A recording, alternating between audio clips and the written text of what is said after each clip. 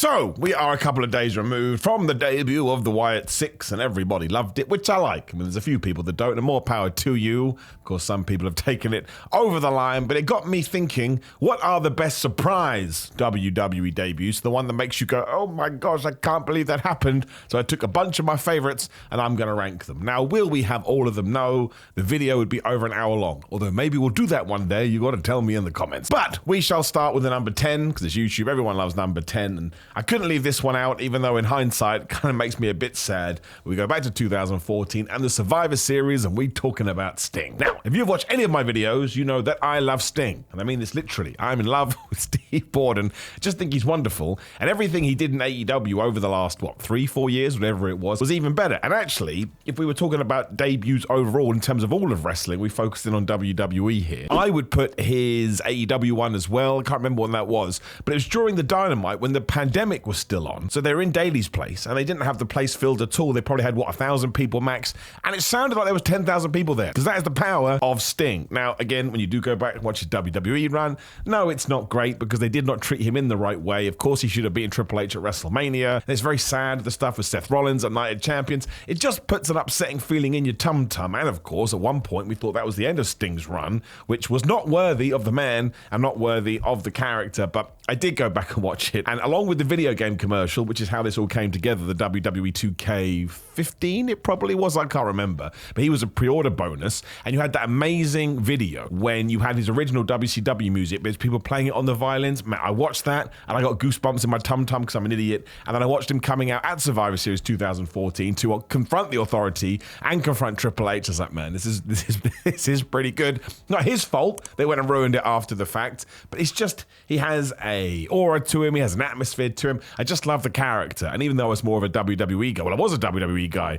growing up, I always had a soft spot for Sting, always, genuinely. So the fact we finally got this, I think even though it was a pile of baloney, I'm just glad we got it. Sometimes I just want to be able to put that in my brain, and when I did go back and watch it, it made me happy. So I wanted to sneak it in there at number 10, boom, there it goes on the board, which brings us to number 9, and this is when we're going to start debating stuff, which is great. Come sit down next to me and I'll massage your hair. You can't do that to me. We go back to the Survivor Series 2 years before this, and it's the Flubbing Shield. And this one also kind of works with hindsight, because I remember seeing this and it was okay at the time. I thought I liked the idea of bringing 3 guys up from NXT, and I was kind of familiar with their work. Like, I'd seen a lot of Tyler Black on the independent scene because I'm a really cool kid. And the other two, like I said, I'd been trying to see wherever you could see back then. Was it on YouTube? I don't know, but I'd seen some of their matches somehow. And I didn't think I thought it was cool at the time, right? But I didn't think, oh my gosh, this is the greatest thing I've ever seen. But now, when you go back, and you know that Roman Reigns is going to become the tribal chief, Seth Rollins is just going to be Mr. WWE, and I mean that in a positive way. And Dean Ambrose would leave and become John Moxley, where you got the real Dean Ambrose / John Moxley. Well, now you kind of understand the gravitas of it. And let's not forget, they came in to be CM Punk's boys, then they weren't, and they beat up Ryback, and then they were just running wild, and they came in with turtlenecks. Someone said don't have turtlenecks, and at one point they were going to have proper riot gear, but we moved away from that too. Then obviously in 2014, I could be getting the date wrong here, I'm not good with dates, people get so mad about that. I'm stupid. What do you want me to tell you? The turn by Seth Rollins, which led into that feud, and you get to Money in the Bank when they're all the world champion. It led to so much stuff, and if the idea was to create 3 main eventers that were essentially going to be at the front of wrestling for the next decade, well, bravo, I do think we've done it. So again, you have to put all that in your mind this time, go back and watch the clip, and you're like, wow, this is a big deal, even though it can only feel like a certain big deal at the time, because I would imagine a lot of the people in the audience were like, who are these people? Where did you come from? Where did you go? Where did you come from, Cotton Eye Joe? But I think it carries so much weight to it now, and it did get me excited watching it, mostly. Look, this is the same for all of us. I'm sure I look the same. It's just so damn young. Like, oh my God. No, they haven't aged. None of them look bad. They all still look really good in 2024. But I think it's just a nice reminder of how much people, well, mature and change and grow up, whatever it may be. But it is pretty cool. And maybe it's just the fact that WWE saw it through. Like, there was a lot of goofiness, especially with Dean Ambrose and some of the stuff we put him through. But ultimately, we got to where we should have been. Roman Reigns, super duper star. Seth Rollins, super duper star. John Moxley, super duper star in 2 different companies. And if you had told anyone about AEW in 2012, maybe you weren't even around then. Trust me, people would have slapped you right around the face because it felt like there was never going to be proper competition again, which is another reason I think we should enjoy it. That's a different video, not for now. And then yes, at number 8, after going through the ones I wanted to include, I thought I would put the Wyatt 6 in there. I thought this was really cool, and I know that I enjoyed it because I've gone back to watch it a few times, and it's given me the same kind of a feeling. I'm sure the Bray Wyatt tie-in is there in that sense, and since, you know, it's so cool they're carrying on his legacy, and I know many of the family members have now come out on social media and said how happy they are this is happening too. But I love the fact we shot Chad Gable in the head.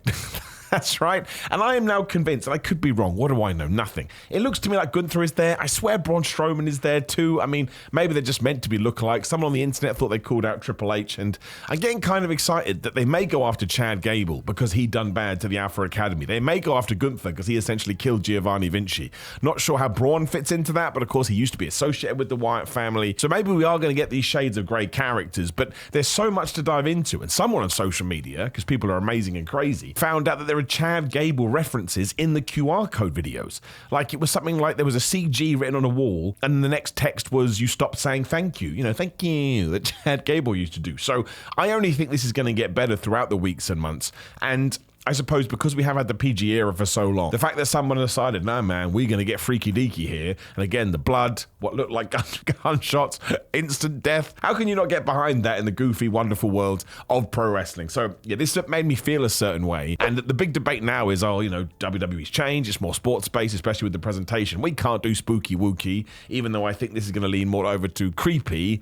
I think you absolutely can. If it works, great. If it doesn't work, who cares? I just don't care. And maybe that makes me a bad wrestling fan, that's fine. Somebody kicked me out the window. But again, it gave me this moment, which I can hold on for, and then I'll just enjoy whatever WWE does. And if it sucks, again, you can check out What Culture Up and Downs. I'm on here too. Please subscribe to me, subscribe to them. And I'll tell you, I think it sucks. It doesn't matter. I'm just one guy. And if you're loving it, that rocks too. Because if we sit down to watch wrestling for entertainment purposes, as long as you're entertained, who the flub cares? Number 7 is, I call it a personal one to me, but I would imagine lots of people will agree with this. Make sure the Wyatt 6 are on the board as well. It goes back to 2016, the Royal Rumble and AJ Styles. Now, the Royal Rumble is something that I will always make sure I watch spoiler-free. My goal is to always watch wrestling events spoiler-free, but sometimes that's super-duper hard.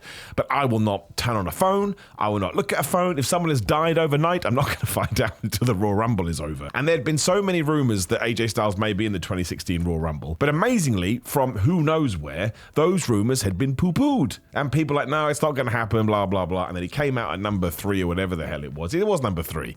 And they ruined the camera shots because they focused too much on Roman Reigns, which is very synonymous with WWE at the time. But I've been watching AJ Styles since TNA, and it was always a little bit irksome that they never made him properly the guy when they should have done. Watched all this stuff in New Japan, so damn good. He is a trailblazer in terms of what modern professional wrestling is in 2024.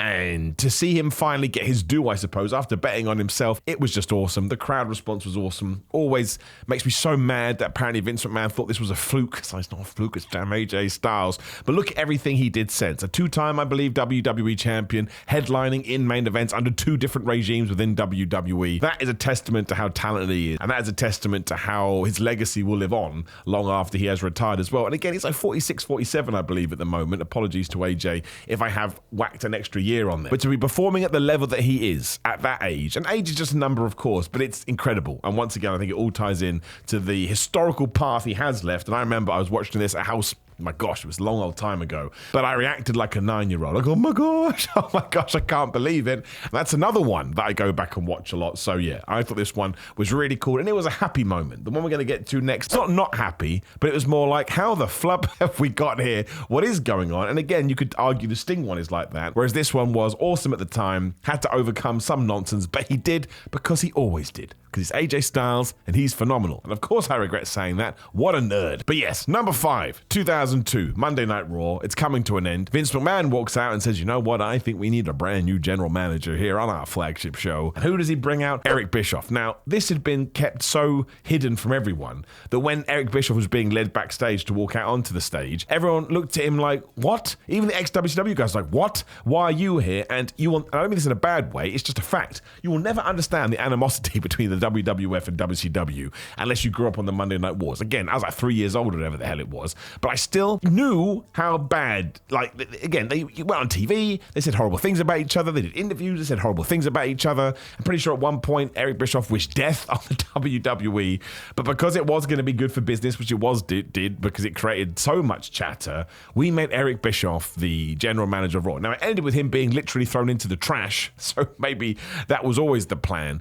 but this left me gobsmacked. Like, in terms of like a pro wrestling debut, it lacks the maybe adrenaline, especially the number 1, 2, and 3 gave me. So it's not something I go back and watch now, although I definitely did for this. And you're still stunned by it, because these are two people that hated each other, and you always assumed if one did outdo the other, that guy would be gone. I mean, maybe not a Vince McMahon, because maybe he would have rebuilt something, but an Eric Bischoff who had kind of just found his way into this position and changed Monday Night Wrestling TV. He just did. There's no two ways about it. Raw was heavily influenced by Nitro at the time. But for him to get into this position where he wasn't like a business person or a backstage person or office person, he was just being brought in as an on-air talent, which he is very good at. He's very good at this role. Yeah, it was crazy, man. And I remember ringing my friends and being like, what do we do with this information?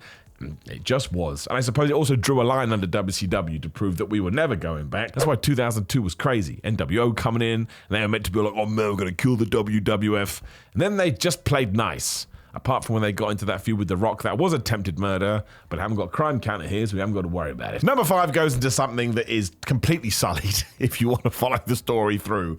We go to 2010 and Raw in June, when the Nexus appeared on television and just laid waste to John Cena. They beat the ring up. Poor Daniel Bryan got fired after choking Justin Roberts, but it all worked out okay. In terms of taking a bunch of developmental guys who maybe the main roster audience didn't know and telling them you should care about these fools, this is a round of applause. Like, even now, you could probably redo this angle. It's been like 14 years. The big change just has to be, they were done within a year. Do you know that? They were done within a year because they, laid their marker down. We're going to do this. We're going to do that. We're great. We're great. And then Wade Barrett just lost to John Cena. Well, the whole team at SummerSlam lost to John Cena because he whooped all their ass. He whooped all their ass. And I'm pretty sure this is after he'd been laid out on the concrete floor. Look, this is not storylines that went awry.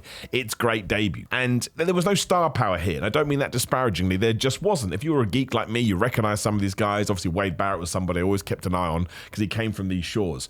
But it was almost getting a group of people together and making them larger than the sum of their parts. So they could exist on Raw and they could exist on SmackDown. And once again, we presented them like we should be worried about it. And that's all you've got to do. You tell your audience, this is how you should look at these dudes. And to get that over, they're going to murder some people. The crime counter would have gone crazy. I should have said that on the Wyatt 6 one. Broke the crime counter, add like 10 to it, it would have been the same here, but then we didn't follow it through. And actually, if we bring these two together, that's why a lot of people are worried about the Wyatt 6. Well, what do we do next week? What do we do the week after that?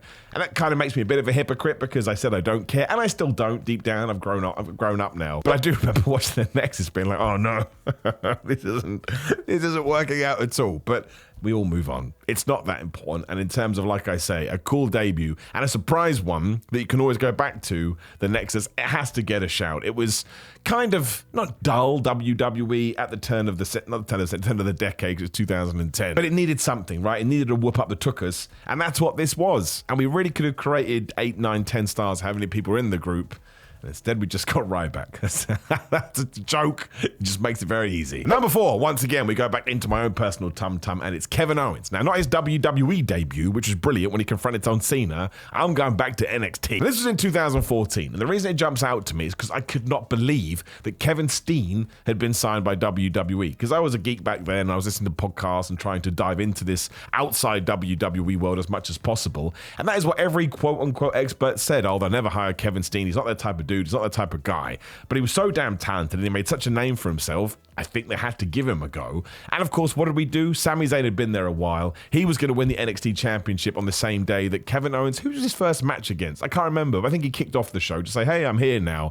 And we get to the end of the show and we go right back into their feud. Because even though Sami Zayn's a champion, Kevin grabs him and power bombs him into the ring apron. And you're not going to believe this. That's the hardest part of the ring. I just think it was an eye-opener because it showed you that you could have enjoyed like the independent universe of wrestling, and Triple H booking NXT was going to throw bits in there. I think he did a pretty decent job in telling the current audience there if they didn't know what the deal was. But I'd been watching this stuff and I'd been watching Ring of Honor and I'd really got into El Generico, even though very sadly he passed away, or no, he went to Mexico to raise an orphanage. You don't raise an orphanage.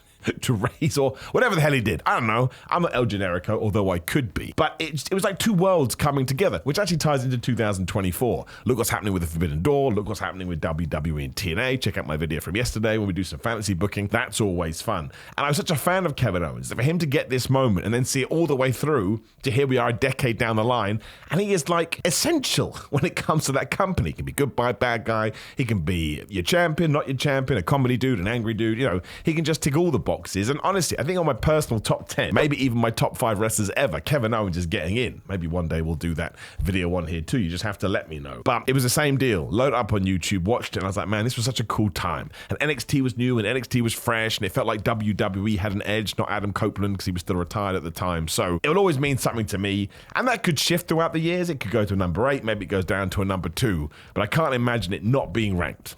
Kevin Owens is the man. Which is the same for number 3. Now, not a lot of people have this on their lists, but I had to double check my feelings. So again, we booted it up and we go to June 18th, 2001 Raw, and the arrival of DDP. Now, this sucks after this. This is very much a one and done. Because somebody clearly wasn't watching WCW when Diamond Dallas Page had become the people's champion and just become the most relatable dude ever because he had started wrestling so late. So he was all, man, you got to believe in you. And we turned him into the Undertaker stalker, meaning he was going after wife Sarah. I don't think anybody wanted that narrative at the time anyway. It was a little bit gratuitous, it was a lot gratuitous, it was just uncomfortable. But when he got in the ring, they lifted up that balaclava or helmet or whatever it was. Man, that is a moment in time. And it's the same for Lance Storm when he came in, and the same with Booker T. But this one was done like a proper reveal. Oh my gosh, it's this person. And then, yeah, it is met with the instant upsetness that he's going to be involved in this terrible, terrible storyline, but I guess beggars can't be choosers. But maybe it's just because I'm a huge DDP fan. When I went back to watch it again, I watched it like 3-4 times because it's really, really quick. And it's just the pop that he gets. People are so amazed that DDP is in a ring. And again, this is why I think it's a double-edged sword, because it reminds you that the invasion angle was just not done the right way. He should have been there, Hogan should have been there, Ric Flair should have been there, Nash, Skull, Sting, Goldberg, everyone. It really would have made for a fascinating time, although in many ways they dodged a bullet too. Because as we know from Vince McMahon booked cross-promotional things, the WWE is always just going to whip your ass before we move on to something else. But I remember being amazed by this at the time. Again, I was the right age. Like, how is he here? You're meant to be a WCW guy, even though WCW had closed down, but that's it too. That was all like March, and here we were on, why can't I do May, April, 3 months afterwards. And all of a sudden there was this prominent WCW guy in a ring. And same with Lance Storm. That's why Lance Storm being the first proper guy to do the attack, I can't remember the match, means a lot to me because I'm a huge Lance Storm guy as well. But yeah, I know it's probably too high up, but I like to make these things as personal as possible. What are you going to do? Which is the same for Chris Jericho in 1999. I'm sure you saw this one coming, and I don't really know why this one it always is up the top of lists, but it will always be at the top of mine. I think the jump from WWE to WCW, especially before 2000, when WCW falls off a cliff, does give it more gravitas. And Chris Jericho should have been pushed better in WCW. He should have had that feud with Goldberg. Again, we could talk about this for days. But I think it was the same kind of thing. We had the countdown clock. I remember the day that I realized, wait a minute, that countdown clock ends at Monday Night Raw. Oh my gosh, what can it mean? I actually went back and watched a couple of Raws before. I didn't watch them, but I kind of flew through them. And there's loads more hints than I realized. And when you get into the dirt sheets, which I wasn't reading at the time because, again, I was a fetus, it had already been leaked out this was happening. And I suppose this ties into the argument that it's better not to know and why it's number 2 in my list. I had no clue. I had no clue Chris Jericho was going to be there. And I remember when it cuts to the sign after it flashes up on the Titantron, I was like, how do they know? How did they know? But again, the information was out there. But it's the reaction, it's the excitement, it's once again the novelty of seeing a WCW guy on WWE TV, and the countdown, the Millennium Countdown clock was really good, and tying it into Y2J. You can still watch this and feel oogly boogly and get that rush and feel good in your tum-tum, which means it must have had some weight to it. Once again, these are the words, it must have some gravitas to it. I just love it. And sometimes when I'm feeling a bit sad, I watch this and compilation videos of Stone Cold Steve Austin pops because I'm an absolute moron. But I would love to know how somebody would take this going back retroactively, because Chris Jericho is so synonymous with AEW and now so synonymous with WWE, and then went on to be synonymous with AEW. But for me, when I picked my lane and kind of snuck into WCW and always felt guilty, yeah, it was just one you were like, man, this is so damn cool, even though it actually went bad for a while, because he was feuding with The Rock, he was feuding with The Undertaker, and then he pissed the wrong people off and got told if he had a bad match with X-Pac, Sean Waltman, if he didn't have a good match, he may be fired. That's in Jericho's book. He may be exaggerating, he's a wrestler, but when you do go go back and watch, well, I think he's probably telling the truth. Which brings us to number one. This will never change because I don't think it's possible. Because again, I was so damn young. Bad Blood, 1997. Apparently the pay-per-view is coming back this year, and it's Kane. My gosh, it's got to be Kane. Now, I was so into the Kane versus Undertaker story that we didn't get Sky, but we had the Sky box for some reason. I don't understand. We had a box, and you could listen, right? What it used to do if you didn't pay, you had the card you used to stick in, it would scramble the screen, but you could still hear it. I remember Paul Bearer doing his, he's alive, Undertaker. I couldn't see it. I was listening to it through a scrambled screen. That's how damn invested I was in Kane versus The Undertaker. And I may have got this completely wrong. I didn't have time to actually catch up. But in my head, we talked about Kane, we talked about Kane, we talked about Kane, and then we pivoted very hard to Undertaker versus Shawn Michaels right after SummerSlam so that we could just focus on Bad Blood and the Hell in the Cell and oh my gosh, look at this structure. So when I was finally watching that match, I wasn't thinking about Kane. We'd done enough to quieten on it to go, it's just Paul Bearer being crazy man. He doesn't know what he's talking about when, of course, going for the tombstone and the lights go off. No one knows what's going on. You get the big flames. Production-wise, it's a mess. The music is late. The flames don't go off at the right time, but that adds to the craziness of it. And look, Vince McMahon, terrible person, difficult to talk about. One of the greatest calls ever, though. That's gotta be Kane. Still hits me right in my tootsie toes. And the way people sell this too, like, who is this guy? What is going on? Oh my gosh, how is he so big? This is proper big Kane when he's in the suit, which basically can only see one arm because he's burned. We hadn't done all the nonsense with, oh, he's not really burned.